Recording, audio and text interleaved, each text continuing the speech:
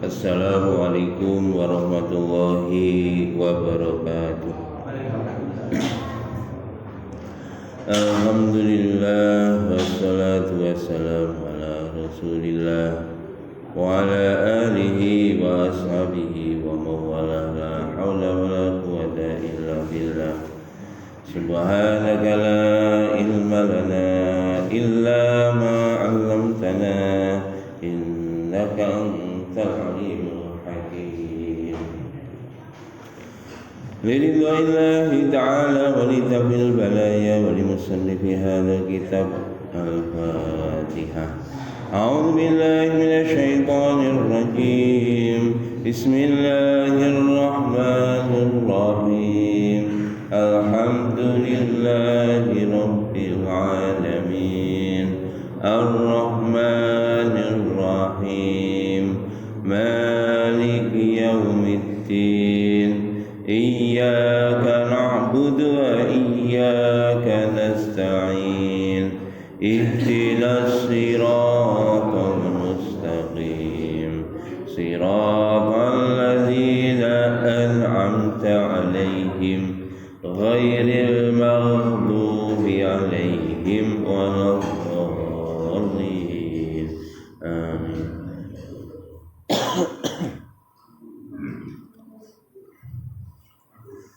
Babul afwi wal iradi anil jahilin.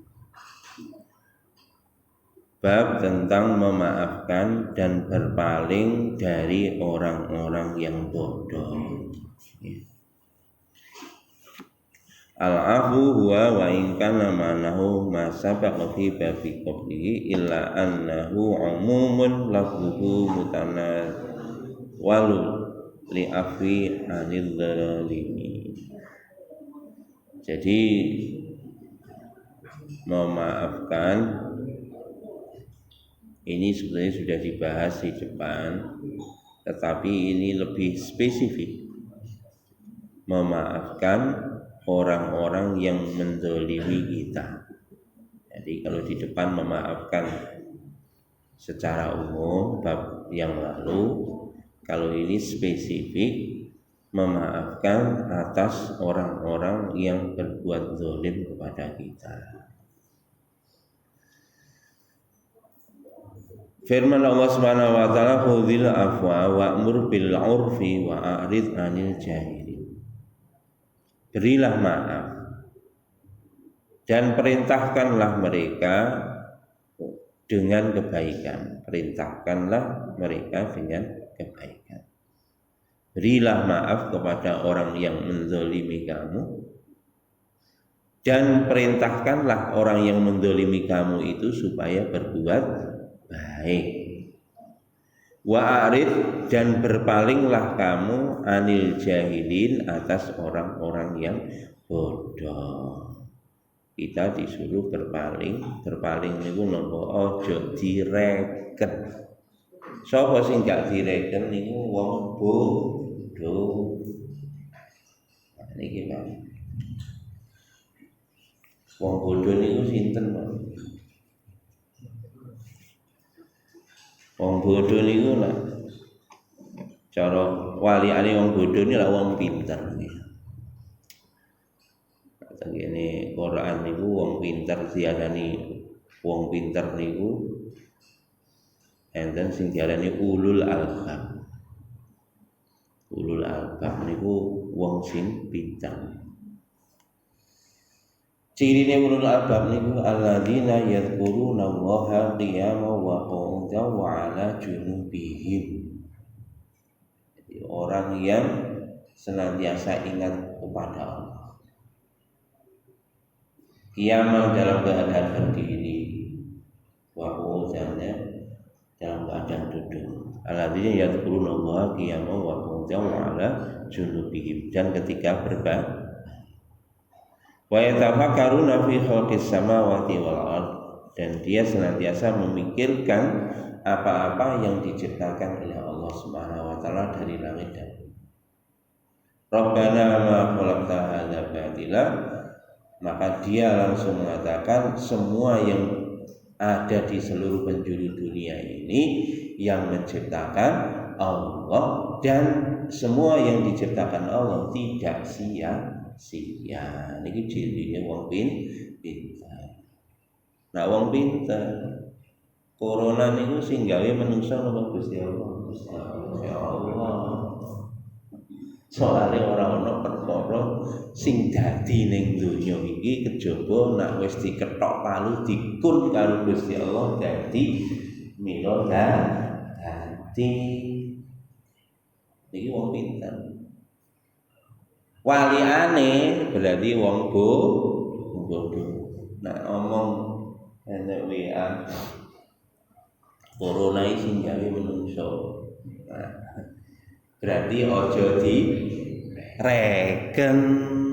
Oh nanggapi berarti melok bodoh.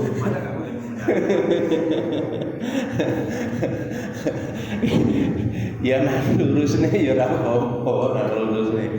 Tapi artinya yang terseret dengan pola pikir mereka itu jane ya wong bodoh. Bukan kalau kita berusaha menolong mereka dari kebodohannya, maka itu bagus. Ini makanya wong niku enten siji wong pinter ya rumangsa pinter. Rumangsane niki mbok enten loro rumangsa pinter niki. Enten wong rumangsa pinter terus ngowahi petunjuk marang dia. Enten wong rumangsa pinter tapi dadine sombong. Sing digoleki niki wong pinter, rumangsa pinter tapi rumangsane niki dia merasa bertanggung jawab untuk menyampaikan ilmunya. Itulah yang kita cari. Enten wong bodoh tapi rumangsa pinter. Dan ini sing akeh niki. Asline bodoh. Mulane wong bodoh niku nek rumangsa pinter, biasane komentare paling dawa. Luar biasa nak ngomong niku, masyaallah. Pakar mawon kalah, dokter mawon kalah ngomong nggih. Pakar statistik niku kalah.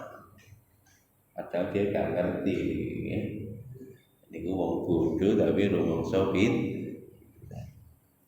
Sing nomor 3 Pak, enten wong pinter rumangsa bodoh.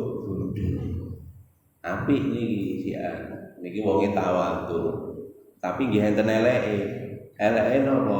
Gak gelem menyampaikan kepada orang lain. Lan niki yo enten apike yo enek eleke. Apike mboten sombong, soalé rumangsa bodoh. Eleke nggih niku mboten gelem menyampaikan ilmu kepada orang lain dan kadang-kadang orangnya pinter Pak.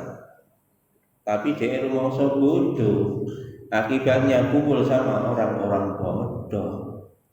Lah ini Pak, dia artinya orang ini orang yang tidak hormat terhadap ilmunya. Tidak mau memposisikan dirinya sesuai dengan tempatnya. Niku ngoten. Ini tidak hormat terhadap ilmu. Ini juga tidak baik. Tetapi kalau dia pintar tapi merasa bodoh di hadapan Allah, ini bagus. Merasa bodoh di hadapan Allah, sehingga dia memiliki kepribadian yang tawadhu dan dia pun tetap menyampaikan ilmu kepada orang lain. Ini orang yang baik. Sing nomor 4 wong goblok rumangsa goblok. Ini sik mending nih. Artinya apa? Dia siap menerima petunjuk. Sing paling parah niku wae sing goblok tapi rumangsa pinter. Nek dikandani wong ngeten iki biasane ngeyel lah. Angel ngeten iki. Sing wangel tuturane ngeten iki dia. Masyaallah. Makane kan Gusti Allah niki napa wong goblok rumangsa pinter niki diperintahne kali Gusti Allah nak kon nemoni wong ngene iki fa'rid anil jahilin. berpalinglah dari orang sing goblok model kaya ngeten iki. Artine enak-enak wong ngono kuwi aja mbok reken. Anggap mawon niku radio rusak. Ngoten mawon nggih. Sampai nak nanggepi stres ngono.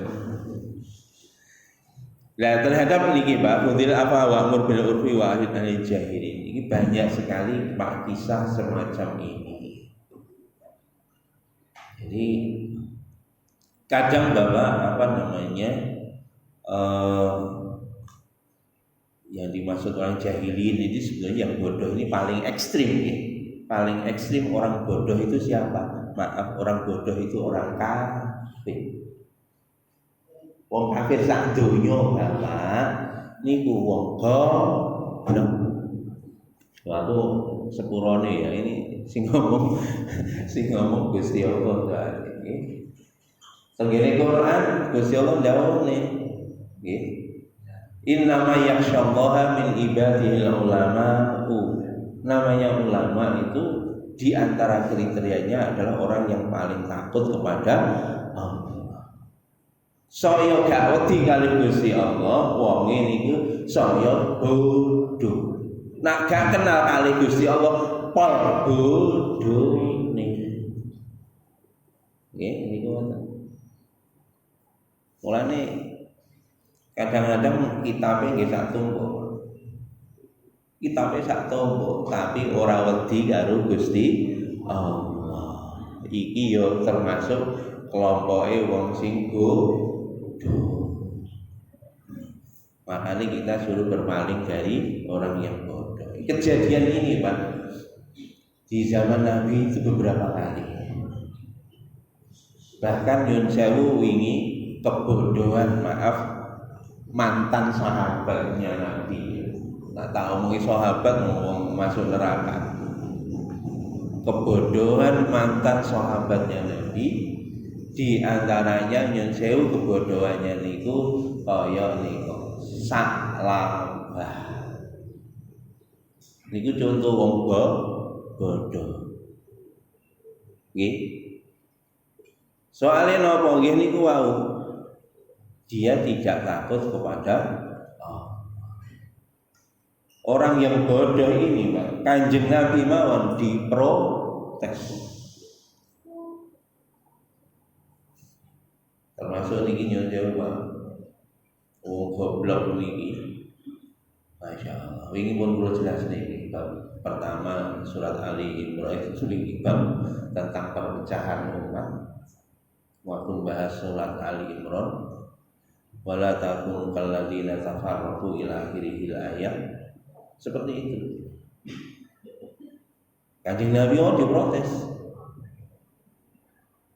And then Kanjeng Nabi nerima ghanimah sapa Sayyidina Ali emas. Maka Nabi memberikan pada seseorang begitu saja. Tiba-tiba ada orang protes, "Ya Rasulullah, engkau tidak adil." Engkau tidak adil. Nabi digugat. Maka Nabi mengatakan, adakah orang yang lebih adil daripada utusan Allah? Ini gimana?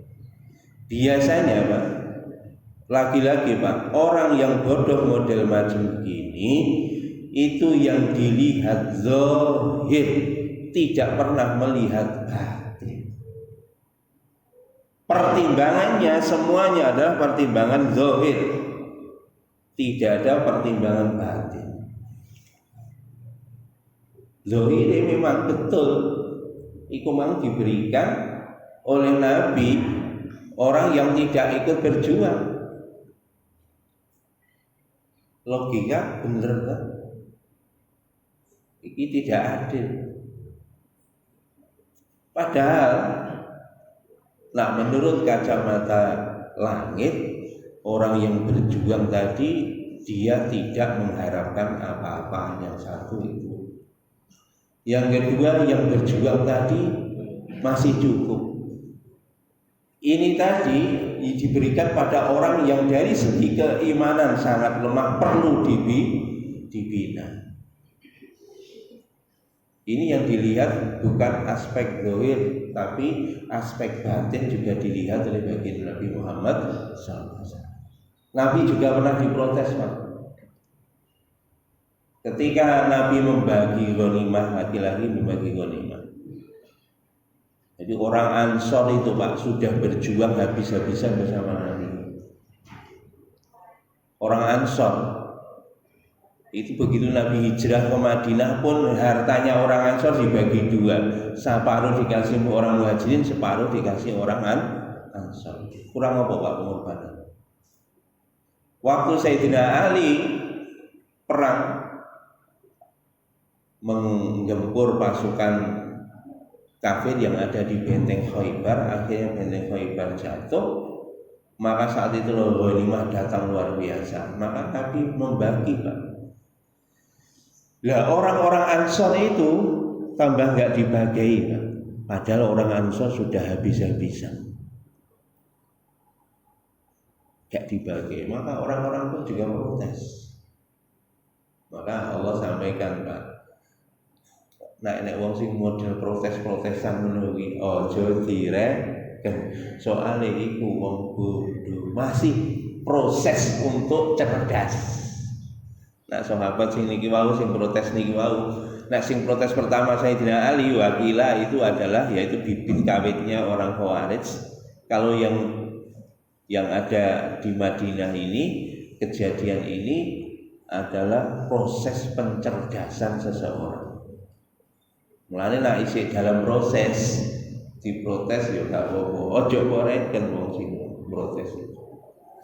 Maka langsung begitu mendengar desas-desus begitu, maka Nabi langsung mengumpulkan orang-orang Ansor. Ya ma'syarul Ansor, wahai orang Ansor, apakah kamu tidak ridho mereka pulang dengan membawa harta, sedangkan kamu pulang membawa Nabi? Jadi Nabi ikut orang Ansor pulang ke Madinah, sementara orang Muhajirin oleh duit, oleh harta pulang ke Mekah. Pilih mana kamu? Maka langsung orang Ansor menangis, ya Rasulullah, saya ridho dengan hanya mendapatkan engkau ya Rasul. Maka langsung Nabi berdoa, Allahumma ighfir lil ansor wa abna'il ansor wa abna'il ansor. Ya Allah, ampunilah orang Ansor. Ya Allah, ampunilah anak-anaknya orang Ansor. Ya Allah, ampunilah cucu-cucunya orang Ansor. Ya Allah, ampunilah cicit-cicitnya orang Ansor. 4 generasi langsung didoakan oleh Kanjeng Nabi Agung Muhammad sallallahu alaihi wasallam. Mulane awake dhewe iki ngoten, Pak. Di dalam proses, Pak, toleransilah terhadap orang-orang yang masih dalam proses menuju pintar, masih belajar ini. Khulil afa, maafkan dia. Dia itu belum mencapai ilmunya. Wa'mur bil urfi, nasihati kebaikan terus, bina terus. Bukan ditoleran terus dijarno, ndak. Diberi pengetahuan terus, diberi ilmu terus, berpalinglah dari kebodohan mereka. Dikandani, ingat iki wau ngeyel. Nak sampean niku ngandani wong kok ngeyel, terus serukan kebaikan dan kita maafkan kengeyelannya.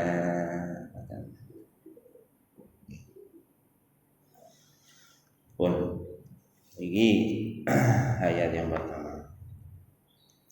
Wa qala ta'ala fasfahis safhal jamil. Aya amilahum muamalatul halim as-safuh. Jadi fasfahis safhal jamil ini apa namanya?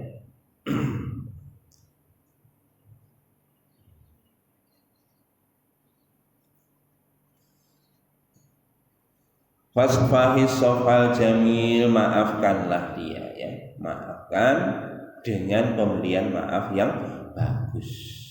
atau nak niki diterjemahane lembaro dodo sapa sira dengan lembar dodo sing tenanan. Jadi terhadap orang sikap, perilaku, perbuatan orang-orang yang bodoh, maka kita harus lembar dodo. Insyaallah.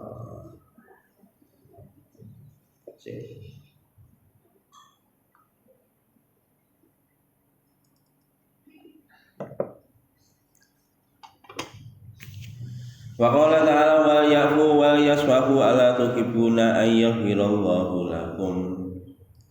Wal yafu maafkanlah, wal yasfahu luaskanlah dada kamu, ya, tahanlah marah kamu, maafkan, tahanlah marah kamu. Ala tuhibbuna, apakah kamu tidak mau, apakah kamu tidak suka ayyafirallahu lakum, Allah mengampuni dosa-dosa kamu. Nah ini Allah beri pelajaran bagaimana dulu ya Sayyidatina Aisyah radhiyallahu anha dituduh selingkuh. Ya, termasuk sing nuduh selingkuh niku sinten? Nggih sepupune dhewe. Sinten namine? Misbah. Sepupune napa? Aisyah radhiyallahu anha. Makanya gara-gara itu, padahal Misbah itu mulai kecil diopeni sama ayahnya Aisyah. Ayahnya Aisyah yakni Abu Bakar Siddiq radhiyallahu anhu. Dalam posisi yang demikian, Pak, Masya Allah, luar biasa beratnya. Jadi orang yang termakan isu ikulah menunjukkan cekake pikirane wong niku lah termasuk kelompok wong bodoh. Makanya sahabat Mistah seperti itu, Pak. Akhirnya Abu Bakar marah, tidak diberi nafkah, di stop nafkahnya ke Mistah.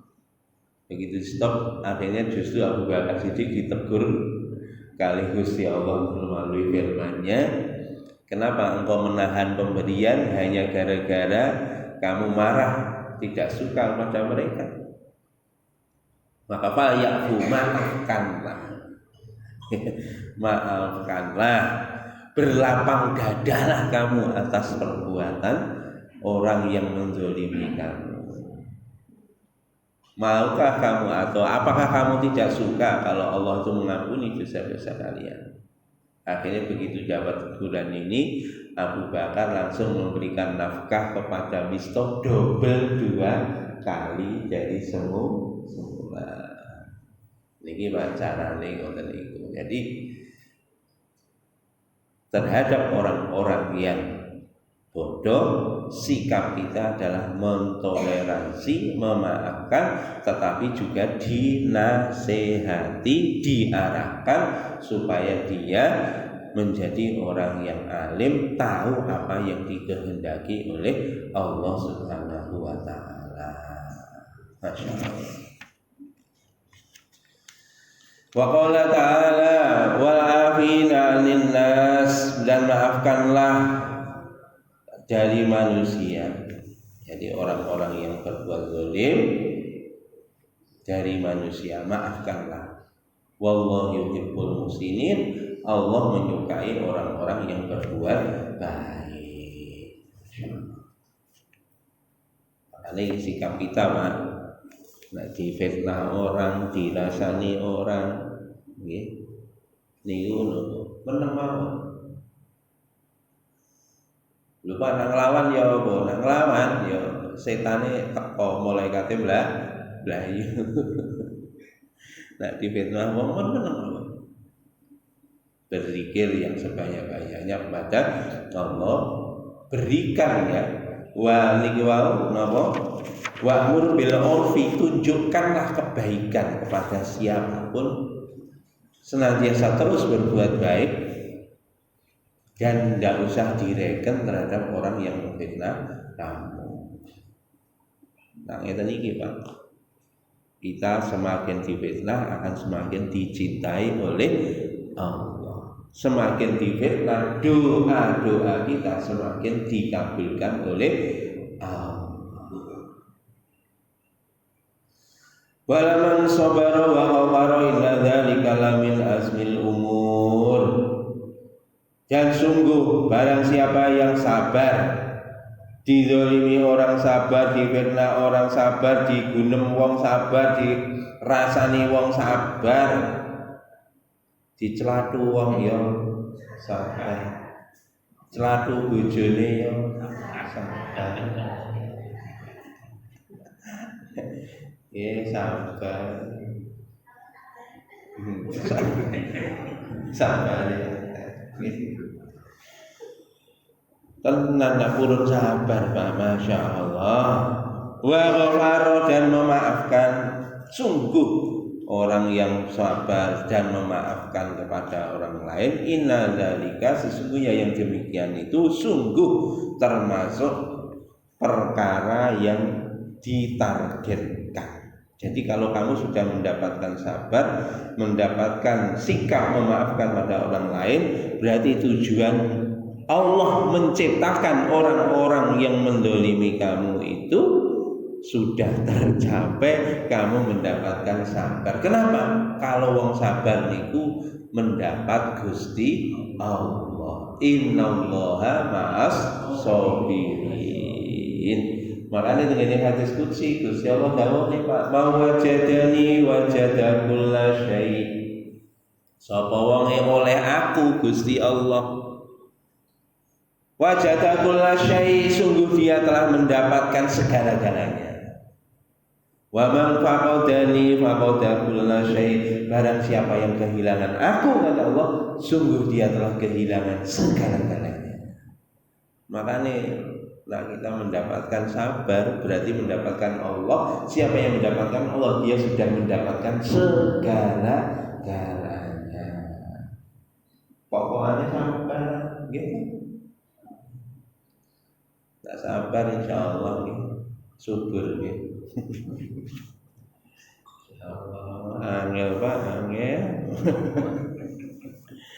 Ya Allah, ngomongi gampang mesti lakone sampeyan sih gak ngrasakno awak dhewe iki lho. Masyaallah. Ya Allah. Dan betul Pak, kunci apa saja sebenarnya sabar, kesabaran inilah jadi kunci untuk mengarungi kehidupan dunia ini sampai nanti berjumpa dengan Allah Subhanahu wa taala. Masyaallah. Wa hadis Aisyah radhiyallahu anha qala Nabi sallallahu alaihi wasallam hal ata alaika yaumun kana ashadda min yaumin uhudin qala laqad laqitu min qaumiki wa kana ashadda ma laqituhu minhum yaumal qiyamati yaumal aqabati id aratu nafsi ala ibni abdi ya lila ibnu abdil kullal falam yujibni ila ma aratu fanqalaqtu wa ana mahmumun ala wajahi falam astaqif illa wa ana fi qarni sa'alib farafa'tu rasi wa idza ana bisahabatin qad adallatni fa idza fiha fanadhartu Jibril sallallahu alaihi wasallam fanatani faqala inna Allah ta'ala qad sami'a qawla qaumika laka wa ma raddu alaika wa qad ba'atha ilaika malika al-jibala lita'muruhu bima syi'ta fihim fanatani malakul jibali fasallama alayya Summa qala ya Muhammadin Allah qad sami'a qawla qaumika laka wa ana malakul jibali wa qad ba'asani rabbi ilaika lita'muruni bi amrika fama syi'ta in syi'ta baqtu alaihimul akhsyabain. Maqala Nabi sallallahu alaihi wasallam arju ayyukhrijallahu min aslabihim ma ya'budullaha wahdahu la syarika bihi syai'an. Tafaqun alaih. Niki Pak. Ini termasuk yang saya sebutkan tadi, berpaling dari orang-orang yang bodoh. Sapa wong bodoh? Wong kafir. Masa wong kafir itu tau minta gelarin itu profesor, bos, mau macam-macam. Tapi nak gak kenal kali Gusti Allah niku jenenge wong bodoh. Nggih. Wong pinter niku Mas kilo karo permen milih. Nak wong pinter milih permen. Nak wong bodoh, nak arek bodoh milih permen nggih. Nak wong pinter milih emas, tapi nak wong bodoh milih permen. Ya. Wong kafir niku usaha siang malam, tapi dia bukan untuk mencari akhirat, tapi hanya untuk mencari dunia. Makanya sak sugih-sugih wong kafir, sak pinter-pintere wong kafir tetap bodoh, soalnya gak kenal karo Gusti Allah. Lane aja bebek karo wong bodoh, nurut iki karo wong pinter. Dari Aisyah radhiyallahu anha, sesungguhnya Aisyah bertanya kepada Nabi sallallahu alaihi wasallam, apakah engkau mendapatkan satu hari yang lebih berat daripada hari pada waktu perang Uhud?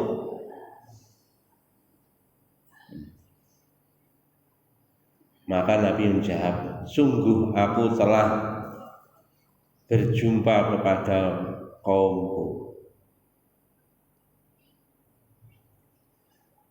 Jadi aku sungguh mendapatkan dari kaummu wahai Aisyah. Dulu sangat-sangat berat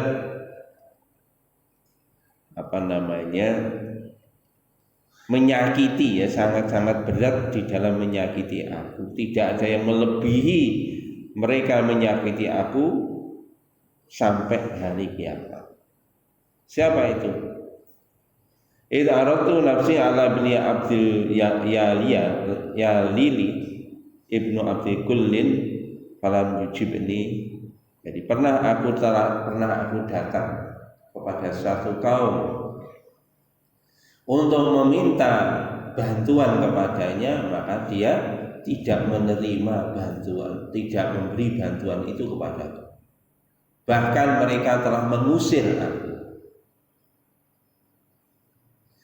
Kemudian aku pun pergi meninggalkan kaumnya, sedangkan aku dalam keadaan terluka. Jadi Nabi, ini kejadiannya mana Pak? Di Taif. Jadi Nabi, yang dirasakan Nabi Pak, di Uhud sama di Taif itu Nabi merasa lebih berat di Taif. Kalau di Uhud Pak, perang menghadapi orang kafir kalah. Tetapi ketika di Taif ini tidak perang. Nabi datang untuk meminta bantuan. Maaf Pak, Nabi datang bukan minta bantuan itu seperti kita minta bantuan. Nah, sembako minta bantuan tidak. Jadi man ansori ilallah. Nabi itu minta bantuan untuk menegakkan agama Allah, bukan minta bantuan untuk diri beliau, ya, tolong diperhatikan. Jadi dalam Quran begitu.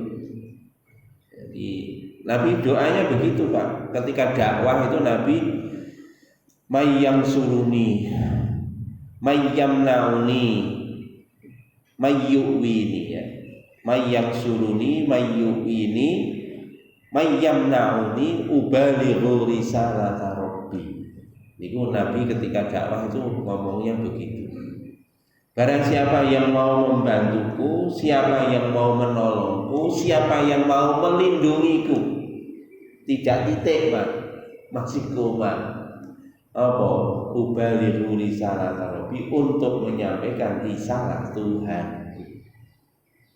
Bukan melindungi, membantu, menolong pribadinya Nabi, tapi melindungi, membantu, menolong untuk menyampaikan risalah Tuhan, risalahnya Allah Subhanahu wa taala. Nah wong bodoh ayat itu diputus Pak. Bukan ayat, maaf. Hadisnya Nabi tadi diputus. Siapa yang mau membantuku, siapa yang menolongku, siapa yang mau melindungiku, titik. Artinya beda Pak. Itu dikira berarti untuk urusan pribadi boleh kita minta tolong seperti itu. Insyaallah. Bukan begitu, tapi untuk menyampaikan risalah Allah Subhanahu wa taala. Akhirnya Nabi sallallahu alaihi wasallam diusir dari kampung itu dalam keadaan terluka. Falam astaqib illa wa ana biqarni sa'labi, maka akhirnya aku telah pergi sampai tidaklah aku berdiri kecuali pada saat itu aku di Kornis Sa'alib. Kornis Sa'alib, jadi sampai di suatu tempat namanya Kornis Sa'alib. Maka farafa'tu ra'si, maka aku, kata Nabi, mengangkat kepalaku ke langit. Tiba-tiba aku melihat di langit itu ada awan yang menaungiku. Jadi Nabi itu kemana-mana dinaungi awan, enggak kepanasan, hanya Nabi. Ada awan menaungiku. Fa idza fiha fanadhartu Jibril sallallahu alaihi wasallam fanadani faqala. Maka aku melihat di awan itu ada Jibril. Nabi begitu, Pak. Ternyata di awan tadi ada Jibril, dan Jibril tadi memanggil kepadaku, kata Nabi. Kata Jibril, sesungguhnya Allah Subhanahu wa taala telah mendengar ucapan dari kaummu terhadapmu. Wa maradu alaika, dan Allah telah melihat pula perlakuan kaummu atas kamu. Jadi omongan mereka itu ya Allah Maha mendengar, kelakuan mereka terhadapmu, mengusirmu, melempari batu kepadamu, Allah juga Maha tahu. Maka sesungguhnya Allah telah mengutus kepadamu malaikat yang menjaga gunung, litakmuruhu bima syi'ta, supaya malaikat penjaga gunung tadi kamu perintah sesuai dengan kehendak kamu. Maka langsung saat itu malaikat yang menjaga gunung langsung memanggil Nabi. Fanadani malakut jibali fasallama alayya. Maka malaikat penjaga gunung itu langsung memanggil Nabi dan dengan mengucapkan salam kepada Nabi. Kemudian berkata, wahai Muhammad, sesungguhnya Allah telah mendengar ucapan kaum kamu terhadapmu dan perlakuan mereka terhadap kamu. Sedangkan aku adalah malaikat penjaga gunung, dan sungguh Tuhanku telah mengutus kepadaku untukmu supaya engkau memerintahkan aku sekehendak kamu. Jika engkau mau, maka aku akan benturkan dua gunung ini dan mereka akan mati semua. Maka Nabi SAW bersabda, tidak, kata Nabi, jangan. Aku berharap Allah Subhanahu wa taala mengeluarkan dari tulang punggung mereka orang-orang yang menyembah kepada Allah yang esa dan tidak menyekutukan kepadanya sedikit pun. Muttafaqun alaih. Ini lho Pak. Orang yang menyakiti Nabi dicaci maki, dilempari batu, dihina, tetapi Nabi tidak mendoakan keburukan kepada mereka. Bahkan ini yang nawari langsung itu malaikat dan sudah diizinkan oleh Allah.